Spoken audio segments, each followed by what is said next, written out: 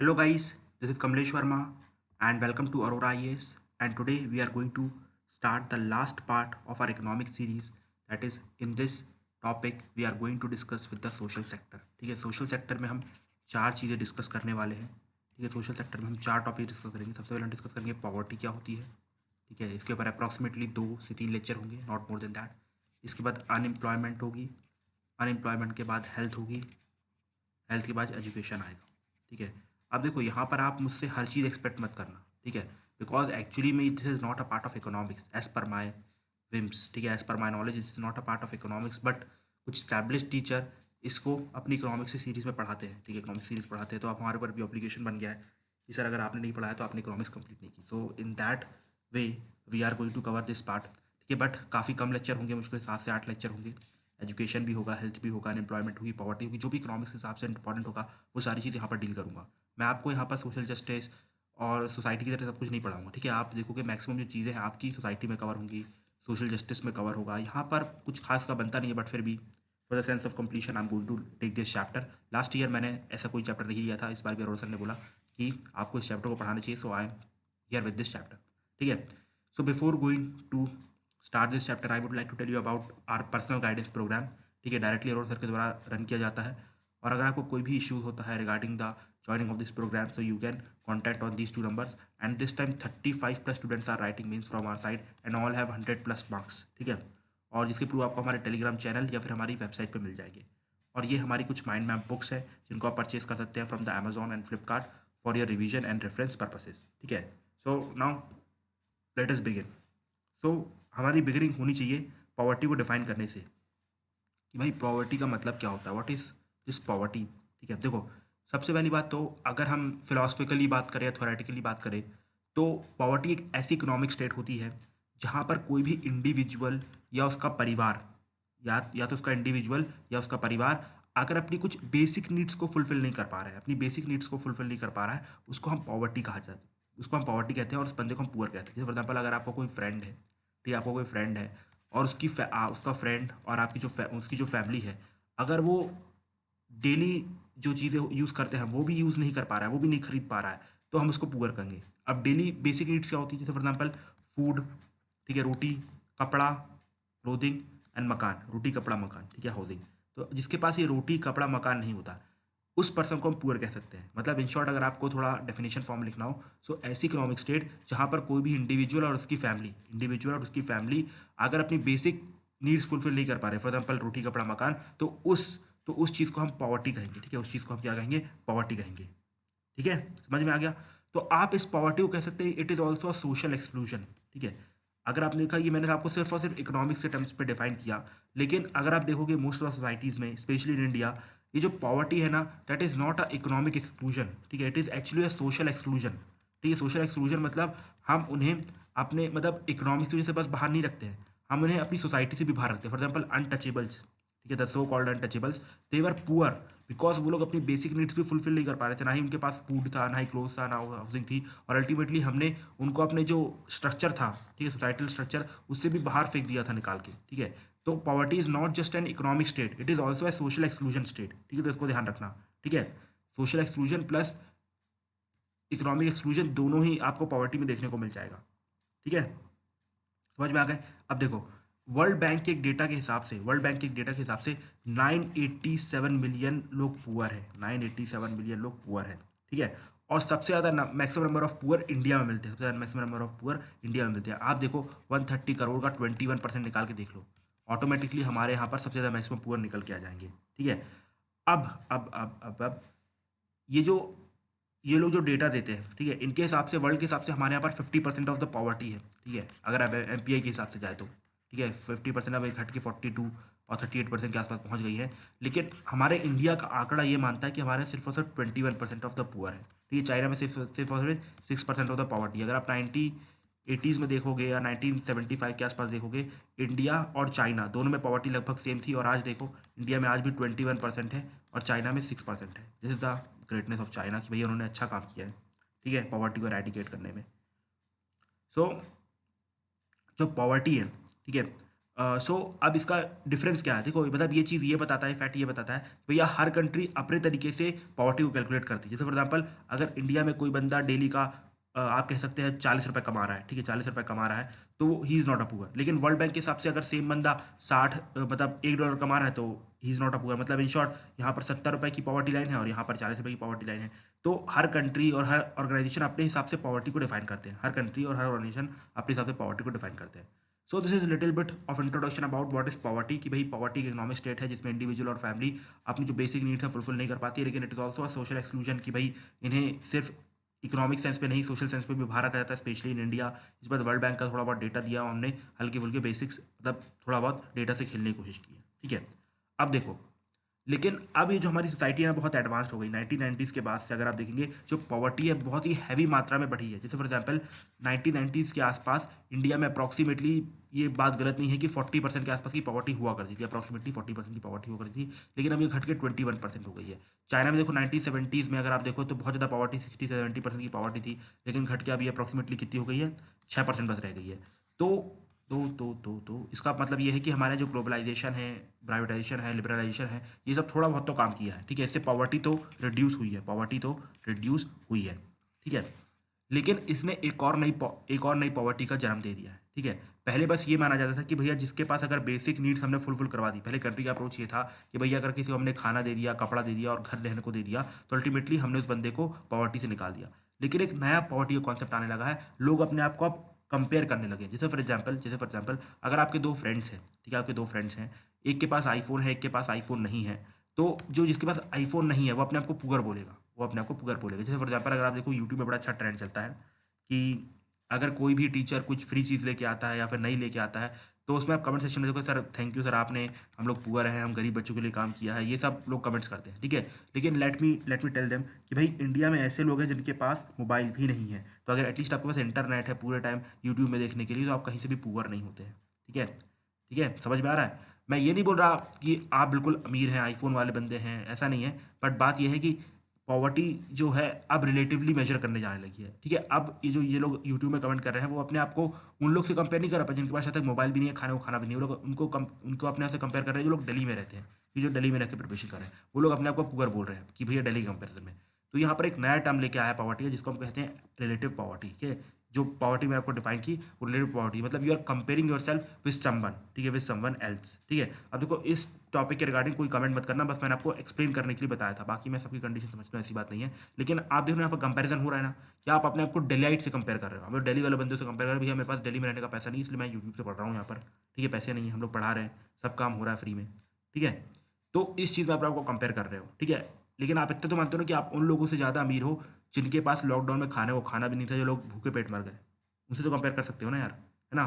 तो in short you are richer than them but you are poor than those who are studying in Delhi, ठीक है। तो in short ये कहते हैं रिलेटिव पॉवर्टी, मतलब you are comparing yourself to the rich one, ठीक है। इसको हम रिलेटिव पॉवर्टी कहते हैं। और इसका जो ट्रेंड है ये डेवलप्ड सोसाइटी में सबसे ज़्यादा देखने को मिलता है। अगर देखोगे कि जो डेवलपिंग कंट्रीज़ हैं वहाँ पर एब्सोल्यूट पॉवर्टी ज़्यादा देखी जाती है। एब्सोल्यूट पॉवर्टी मतलब जो अभी हमने डिफाइन की, भैया ऐसी इकोनॉमिक स्टेट जहाँ पर फैमिली और इंडिविजुअल के पास बेसिक नीड्स फुलफिल करने के पैसे भी नहीं है। जैसे for example food, cloth, housing, ठीक है। ये आप देखोगे मैक्सिमम डेवलपिंग कंट्रीज में होता है, बिकॉज अभी भी डेवलपिंग कंट्रीज में पॉवर्टी बहुत ज़्यादा है, जिसको हम एब्सोल्यूट पॉवर्टी कहते हैं। लेकिन डेवलप कंट्रीज में एटलीस्ट सबके पास बेसिक नीड्स फुलफिल हो चुकी है, सरकार ने इतना काम तो कर ही दिया है, तो वहाँ पर रिलेटिव पॉवर्टी ज़्यादा बढ़ रही है, ठीक है। रिलेटिव पॉवर्टी वहाँ पर ज़्यादा बढ़ रही है, ठीक है, समझ में आया, ठीक है। अब देखो भाई इंडिया में इतनी पॉवर्टी क्यों है, मतलब हमारे आज़ादी के लगभग 70 से 72 साल हो चुके हैं, लेकिन आज भी हमारे यहाँ अगर आप देखो तो पॉवर्टी इतनी ज़्यादा है। उसके रीजंस क्या है, देखो सबसे बड़ा रीज़न है कि भाई हमारी जो पॉपुलेशन है वो लगातार बढ़ रही है, ठीक है। हमारी जो पॉपुलेशन है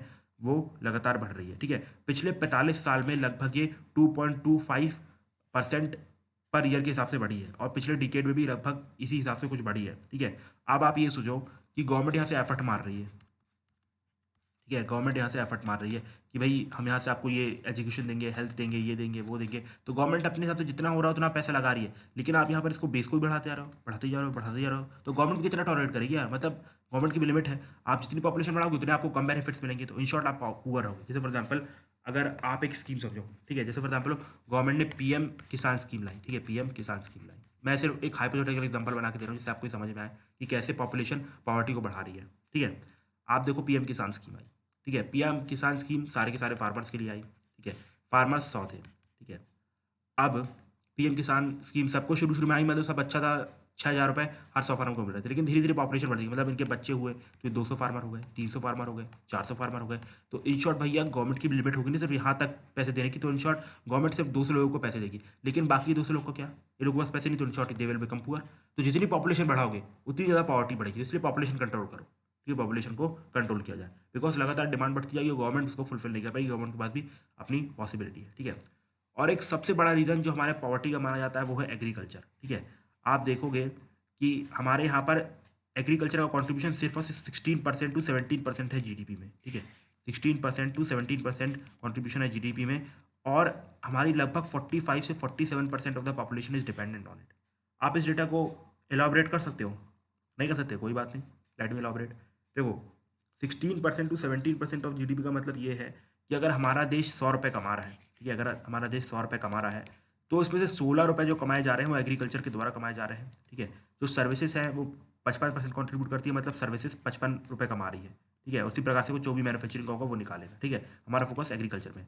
तो आप देखो 100 रुपये में से 16 रुपये जो कमाए जा रहे हैं वो एग्रीकल्चर के द्वारा कमाए जा रहे हैं, लेकिन इसमें पॉपुलेशन डिपेंडेंट है कितनी, 45 लोगों की। मान लो हमारे यहाँ पर 100 लोग हैं और 45 लोग यहाँ पर लगे हुए हैं, तो आप देखो क्या 16 लोग को 45 रुपये अगर आप डिस्ट्रीब्यूट करोगे तो उनका भला होगा? बिल्कुल भी नहीं, बिल्कुल भी नहीं, ठीक है। बिकॉज ये बढ़ता भी जाएगा धीरे धीरे, 45%, 47%। और यही रीज़न है कि हमारे यहाँ पर पॉवर्टी एरेडिकेट नहीं हो रही है, और गवर्नमेंट उस लेवल पे एफर्ट नहीं मारी जिस लेवल पे गवर्नमेंट को एफर्ट मारने चाहिए, ठीक है। अगर आपको ये देखना चाहिए कि भाई अगर आपको एग्रीकल्चर से लोगों का खुशहाल करना है, तो सिंपल सी बात ये है कि आप एग्रीकल्चर का या तो मात्रा बढ़ा दो, लेकिन वो बढ़ेगी नहीं, बिकॉज वो इकोनॉमिक्स नहीं कहती है, ठीक है। आपको समझ में आएगा कैसे? तो सिंपल सी बात है, आप ये जो बचे हुए लोग हैं, मतलब यहाँ पर सिंपल सी बात है, आप 16 लोग रखो, 45 माइनस 16 जितने भी बचते हैं उनको आप मैन्युफैक्चरिंग में कन्वर्ट कर दो, सर्विस में डाल दो, लेकिन ये भी गवर्नमेंट नहीं कर पा रही है। यही एक रीज़न है कि हमारे पर पॉवर्टी खत्म नहीं हो रही। तो गवर्नमेंट की ज़्यादा बड़ी मिस्टेक है। भैया ये जो 45 लोग हैं, सिंपल सी बात है यार, 16 रुपये में कैसे खाएंगे? आपको ये जो बचे हुए लोग हैं, जो 16 रुपये में 16 रुपये को खाने दो, 1 रुपये सबको मिलने दो, और जो बचे हुए लोग उसको मैन्युफैक्चरिंग में कन्वर्ट करो। लेकिन गवर्नमेंट के यहाँ पर इंडस्ट्री स्टैब्लिश हो नहीं पा रही है, गवर्नमेंट में दवाई नहीं आ रही है, तो क्या कर सकते हैं इस पर? तो ये है दूसरा बड़ा कॉज ऑफ पॉवर्टी, ठीक है। अब आप ये देखो, अब सिंपल सी बात है, अब हमारे यहाँ पर कि डिसगाइज्ड अनएम्प्लॉयमेंट बहुत बढ़ रहा है, ठीक है। डिसगाइज्ड अनएम्प्लॉयमेंट बहुत बढ़ रहा है, मतलब हमारे यहाँ पर अंडर यूटिलाइज्ड रिसोर्सेज रहते हैं। जैसे फॉर एग्जांपल हमारे यहाँ एक काम, ठीक है, एक काम जिसको सिर्फ 2 लोग कर सकते हैं, जैसे फॉर एग्जांपल एग्रीकल्चर में अगर आप मशीन लगाओ तो एक किसान ही पूरा खेत आराम से संभाल सकता है, लेकिन उसमें 10-10 लोग लगे रहते हैं, ठीक है। तो आप जो रिसोर्सेज है उसको ढंग से यूटिलाइज नहीं कर रहे हो, इसलिए भी आपकी पॉवर्टी खत्म नहीं हो रही। फॉर एग्जाम्पल अगर आप देखो एक खेत है, ठीक है, वहाँ पर अगर आप मशीन लगा लेते हो तो आप 100 रुपये बहुत आराम से अर्न कर सकते हो, ऐसा मान लो, ठीक है। लेकिन लेकिन वो एक बंदे के लिए 100 रुपये काम करेंगे, लेकिन आप 3-4 बंदों को रख दे रहे हो, उसमें खेती भी करवा रहे हो, ये भी करवा रहे हो, वो करवा रहे हो, तो आपको 20-20 रुपये बांटना पड़ेंगे। तो इन शॉर्ट जहाँ एक किसान को 100 रुपये मिल रहे थे, 20 रुपये मिलेंगे, तो अल्टीमेटली वो पॉवर्टी कैसे बाहर आएगा, ठीक है। ये है। इसके बाद अगला इंपॉर्टेंट पॉइंट आता है इकोनॉमिक डेवलपमेंट का, ठीक है। अब हमारे यहाँ जिस रेट पे इकोनॉमिक ग्रोथ होनी चाहिए उस रेट पे इकोनॉमिक ग्रोथ हुई नहीं, ठीक है। मैंने आपको ऑलरेडी बताया था, जैसे इकोनॉमिक ग्रोथ बढ़ती है, जैसे इकोनॉमिक ग्रोथ बढ़ती है तो प्रोडक्शन बढ़ता है। जब प्रोडक्शन बढ़ता है तो क्या होता है कि कंपनी वाले प्रोडक्शन बढ़ा रहे हैं, मतलब लेबर की जरूरत पड़ेगी, तो ज़्यादा इंप्लॉयमेंट मिलेगी, ज़्यादा इंप्लॉयमेंट मिलेगी मतलब ज़्यादा लोगों को पैसे मिलेंगे, और अल्टीमेटली वो लोग पॉवर्टी से बाहर आ जाएंगे। लेकिन यहाँ पर ऐसा होने नहीं दे रहे आप, यहाँ पर ऐसा आप होने नहीं दे रहे हैं, ठीक है। तो ये दूसरी बड़ी प्रॉब्लम आती है, ठीक है। इसके बाद लगातार इंडिया में प्राइस राइज होते रहते हैं। आप देखो अनियन के प्राइस 100 रुपये बढ़ जाते हैं यार, मतलब हम जैसी मिडिल क्लास के लिए लेना प्रॉब्लम हो जाती है, लोअर मिडिल क्लास के लिए। और फिर जो बेचारे गरीब लोगों को क्या होता होगा, वो तो बेचारे प्याज ही अपनी डाइट से हटा देते हैं। आप देखो होटल वाले, फुल्की वाले सब प्याज बंद कर देते हैं। तो ये जो लगातार प्राइस राइज होता है, प्राइस स्टेबिलिटी नहीं रहती, वॉलेटिलिटी रहती है, उससे भी पॉवर्टी में लोग आते जाते रहते हैं, ठीक है। जैसे मान लो फॉर एग्जाम्पल ये ग्राफ है, ये पॉवर्टी लाइन है, ठीक है। अब मान लो एकदम से प्राइस कम है तो अभी आप पॉवर्टी लाइन के ऊपर हो, लेकिन जब से प्राइस बढ़ जाएगा तो आप पॉवर्टी लाइन के नीचे जाओगे, इस तरीके से, ठीक है। तो ये चीज़ भी हमारे यहाँ चलती रहती है। और सबसे अनएम्प्लॉयमेंट सबसे बड़ा फैक्टर है कि भाई हमारे जब फैक्ट्रीज ही नहीं है, गवर्नमेंट भी इंफ्रास्ट्रक्चर में उतना इन्वेस्ट नहीं कर रही, तो जब लोगों को एम्प्लॉयमेंट मिलेगी नहीं तो भाई आप बताओ, जब प्रोडक्शन बढ़ेगा नहीं तो लोगों के हाथ में पैसा आएगा कैसे, ठीक है। पैसा आएगा तभी तो वो लोग पुअर होंगे, मतलब पुअर से रिच होंगे ना, तो ऐसा कुछ हो नहीं रहा है, ठीक है। और ऊपर से साथ ही साथ अब आप ही बताओ कि हमारे यहाँ फैक्ट्रीज और आप कह सकते हैं कि इंफ्रास्ट्रक्चर डेवलप क्यों नहीं हो रहा। बिकॉज पहली बात तो ये है कि हमारे यहाँ पर गवर्नमेंट बैंक से लोन प्रोवाइड करवा नहीं पा रही है एंटरप्रेन्योर्स को। जो नए एंटरप्रेन्योर आ रहे हैं उनको बैंक से लोन नहीं मिल रहा, क्यों? बिकॉज बैंक में ऑलरेडी एनपी है और गवर्नमेंट तो सॉल्व कर नहीं कर पा रही है। तो इन शॉर्ट जब आप एंटरप्रेन्योर को लोन नहीं दोगे तो वो आगे फैक्ट्री कैसे लगाएगा, तो ये भी आपकी एक बड़ी प्रॉब्लम है। इसके बाद कुछ सोशल फैक्टर जो हमारे यहाँ हमेशा बने रहते हैं, जैसे फॉर एग्जांपल अगर आप देखोगे कि भाई कास्ट के लोगों को नहीं देंगे, फॉर एग्जांपल आज भी देखोगे जो कुछ लोग हैं अपने जो घर है कास्ट के बेसिस पे दे दें, अगर आप हमारी कास्ट के तो आपको घर मिलेगा वरना नहीं मिलेगा। इसके बाद अगर आप देखो जैसे कि लड़कियों को मतलब प्रॉपर्टी नहीं मिलती है, लड़कियों को मिले तो वो भी अच्छे से प्रोडक्टिविटी अपनी आगे बढ़ा पाएंगे। कुछ ट्रेडिशन है कि भैया हमारे यहाँ पर ये वाला काम नहीं किया जाता है, तो इन सब वजह से भी हमारा पॉवर्टी घटती, मतलब पॉवर्टी नहीं घटती। फॉर एग्जाम्पल अगर आप किसी बंदे को बोल दोगे, जैसे कोई हायर कास्ट का है, जैसे सो कॉल्ड हायर कास्ट का, अगर उसको बोल दो भाई ये वाला आप काम कर दो मोची वाला, आपको इतने पैसे मिल जाएंगे, वो नहीं करेगा। तो ये भी एक रीज़न है कि भैया मतलब कुछ ऐसे ट्रेडिशन है जो कि हमको ये वाले काम करने नहीं देते हैं, ठीक है, जिसकी वजह से पॉवर्टी रिड्यूस नहीं हो पाती। और अल्टीमेटली हमारा जो कॉलोनाइजेशन की लेगेसी है, ठीक है, कॉलोनाइजेशन की लेगेसी है, ब्रिटिश ने हमारे यहाँ से इतना एक्सट्रैक्ट कर लिया ना कि अब मतलब उस चीज़ को खड़ा करना लगभग बहुत मुश्किल टाइप का काम है। तो धीरे धीरे हमारी पॉलिटिकल क्लास भी कर रही है, उसमें भी ये लोग नया नया तमाशा कर देते हैं, जिसकी वजह से हमारे पास पॉवर्टी खत्म नहीं हो रही। तो these are the major reason of causes of poverty, ठीक है, कि हमारे यहाँ पर पॉवर्टी खत्म नहीं हो पा रही है, ठीक है। अब देखो, अभी तक मैंने आपको बताया कि भैया कि पॉवर्टी का मतलब क्या होता है, रिलेटिव पॉवर्टी क्या होती है, कॉज ऑफ पॉवर्टी क्या होती है। लेकिन भैया ये डिफाइन कौन करता है पुअर कौन है यार? मतलब अगर आप अमेरिकन को मुझसे कंपेयर करो तो भाई मैं तो पुअर बन जाता हूँ, बिकॉज मेरे पास अमेरिकन के मुकाबले कुछ है ही नहीं। तो अल्टीमेटली कुछ बेस लाइन होगी ना, बेस लाइन। तो minimum level below which an individual is concern as poor is called as poverty line, ठीक है, is called as poverty line. मतलब ये कि हम ये जो poverty line will vary from country to country and organisation to organisation, आपको already बता चुका हूँ। जैसे कि WTO ने बोल दिया कि भैया अगर हमारे हिसाब से कोई अगर $1 से पैसे कम कमा रहा है, कोई $1 वन पॉइंट समथिंग कुछ है, अगर उससे पैसे कम कमा रहा है तो हमारे लिए पुअर है। लेकिन इंडिया ने बोला कि अगर हमारे यहाँ 50 रुपये से अगर कोई डेली का कम कमा रहा है तो हमारे लिए पुअर है, ठीक है। तो पॉवर्टी लाइन मतलब एक मिनिमम स्टैंडर्ड है, मतलब मिनिमम थ्रेशोल्ड है। अगर आप उसके नीचे हो तो आप पुअर माने जाओगे, ठीक है, उसके नीचे अगर आप पुअर माने जाओगे, ठीक है। अब जो पॉवर्टी लाइन है बहुत सारे टर्म्स में डिफाइन की जाती है कि भैया अगर आप अपनी डेली कैलोरी कितनी ले रहे हो, ठीक है, आपका एक्सपेंडिचर कितना है, इन सब चीज़ों को ध्यान में रख के आप देखोगे हमारे यहाँ पॉवर्टी को डिफाइन किया जाता है। जैसे फॉर एग्जाम्पल वर्ल्ड बैंक ने अपने हिसाब से पॉवर्टी को डिफाइन किया, ठीक है। जैसे फॉर एग्जाम्पल अगर कोई भी बंदा है, ठीक है, अगर कोई भी बंदा है, अगर वो $1 से नीचे कमा रहा है, ठीक है, तो वो एक्यूट पॉवर्टी में आ जाता है, ठीक है, एक्यूट पॉवर्टी में आ जाता है, ठीक है। और अगर कोई भी बंदा है वो $2 से नीचे कमा रहा है तो वो मॉडरेट पॉवर्टी में आ जाता है, ठीक है। उसके ऊपर वाला फिर वर्ल्ड बैंक मतलब अमीर समझती है। 2011 में इसको रिवाइज किया गया था, इसको $1.59 पर डे कर दिया गया है, ठीक है, $1.59 पर डे कर दिया गया। इसका रिवीजन हुआ था कब? 2011 में, ठीक है। तो समझ में आया पॉवर्टी लाइन क्या होती है? पॉवर्टी लाइन एक ऐसा थ्रेशोल्ड होता है जिसके नीचे जो भी आएगा वो पुअर माना जाएगा, जिसके ऊपर जो भी आएगा उसको हम अमीर मानेंगे। अमीर मतलब इन शॉर्ट कि भैया वो पुअर नहीं है, बिकॉज आप जानते हो हमारे यहाँ मैक्सिमम पॉपुलेशन वो बिल्कुल जरा सा बिल्कुल पॉवर्टी लाइन के ऊपर आती है, जरा सा पॉवर्टी लाइन के ऊपर आती है, ठीक है। अब याद रखना जो पॉवर्टी लाइन का डेटा है वो NSO का लेता है। अब तो ये NSO हो गया है, ठीक है, तो NSO लेता है। और उसके बाद ये जो पॉवर्टी लाइन है इसके लिए डिफरेंट कमिटीज़ ने आज तक हमारे सामने पॉवर्टी लाइन का डेफिनेशन दिया है। तो अब कौन कौन सी कमेटी आई थी, क्या आई थी, कैसे आई थी, वो सब हम अगले लेक्चर में डिस्कशन करना चालू करेंगे। और after this we have to go for some of the important aspect of poverty, ठीक है। तो आज के लिए इतना ही रहने देते हैं। एक बार टाइम देख लेते हैं, अगर टाइम बचा होगा तो I will continue the part. नहीं, time is over, so I will start from the next lecture. Till that time, thank you and have a nice day friends.